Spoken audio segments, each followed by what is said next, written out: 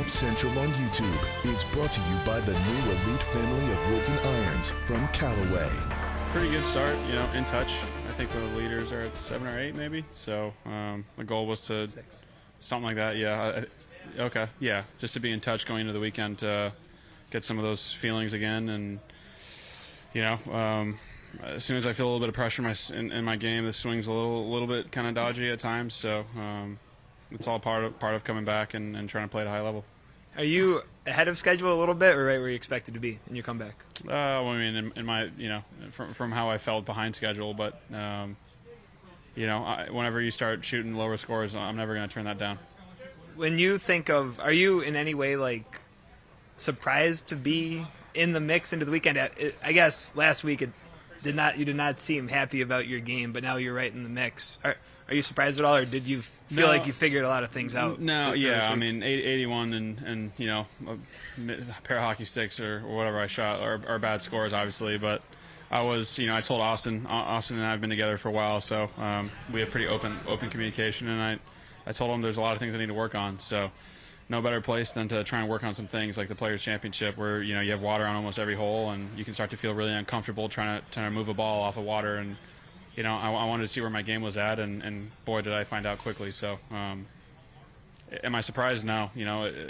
This week was a little bit more about getting back into just playing golf, not playing golf swing. And, I was pretty open with Austin that I was going to play golf swing on Saturday and Sunday, and, showed out, I showed how good my stuff was there. The sort of ride you've been on, how would you describe it? Is it frustrating? Is it... Yeah, it sucks. You have an ability that you can almost sometimes take for granted. You just wake up every day and you stand over the ball and you just expect the ball to start in that direction and go that direction and end up somewhere close to the hole. And then it starts to not do that. It's pretty frustrating, and you start thinking things you've never thought before. And this game becomes infinitely more challenging, and it's already really challenging. So it is really humbling, and kind of handling those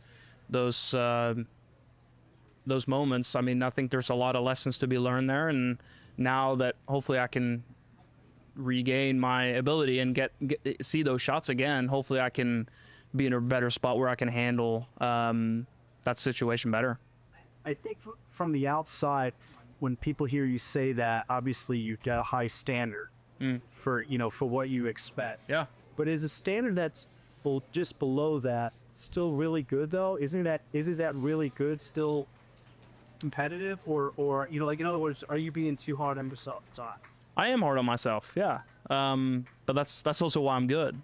If I wasn't hard on myself, I'd be I probably wouldn't be out here.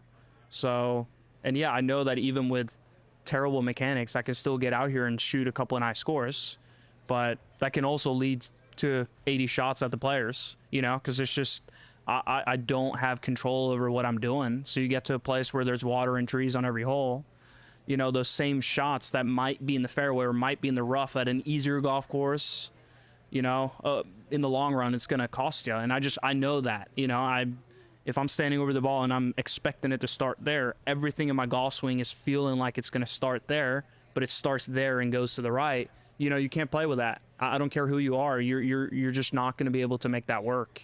So, you have to be that honest and get to work.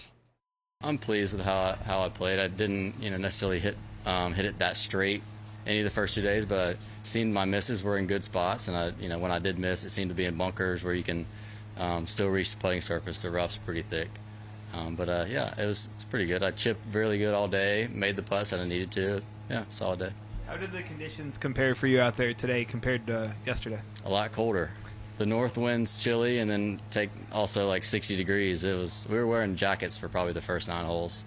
Ball was not going very far at all. I seemed to miss short on the first 5 or 6 holes. It seemed every time, and we finally made that adjustment.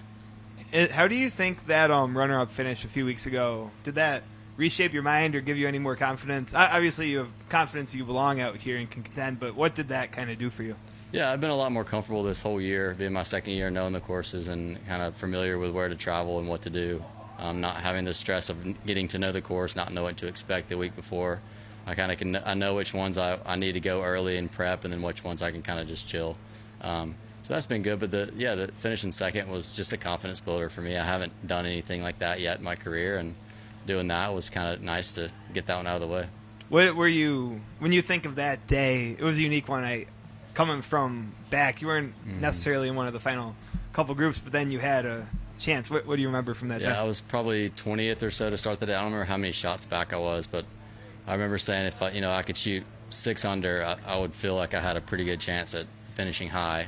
Because out there it was getting difficult. I thought 600 would be a really good score, and then I got to 6 on I think 15. So I was, just anything from there was a bonus. And I just remember putting really good, hitting the ball nice, feeling really comfortable on that last little bit, which can be dicey at times in the wind.